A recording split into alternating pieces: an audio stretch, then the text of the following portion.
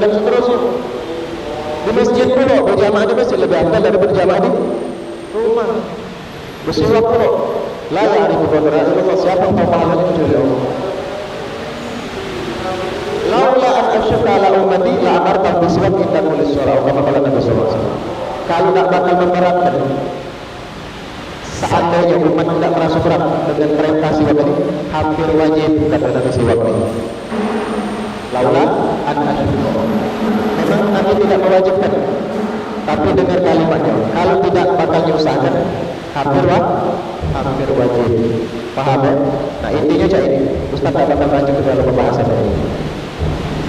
Ketika Rasulullah mengatakan, aku tak galak bikin mereka susah dengan siwak. Cuman ambil kesimpulan seperti ini. Kalau Nabi sampai ngomong macam itu, kita dapat berarti betapa besarnya pahala siwak. Betapa inginnya Nabi Muhammad kita ini dapat kemuliaan, dia dapat Allah. Paham? Ya, artinya dari 10 poin tadi, Ustaz itu utang 8 poin. 8 poinnya insya Allah bakal Ustaz sambung kalau diundang lagi ya. Kalau diundang lagi ya, nyambung. Nah, kalau misalnya Sugiharto mencet Ustaz lagi, Ustaz ada waktu dah Ustaz.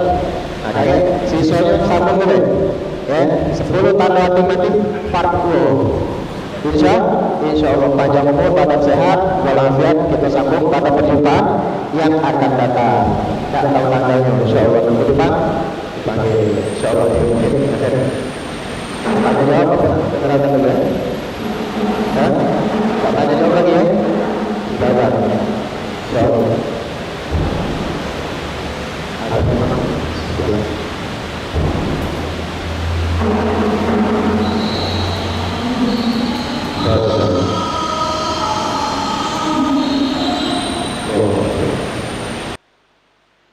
Almarhum Dahlan bin Darmawi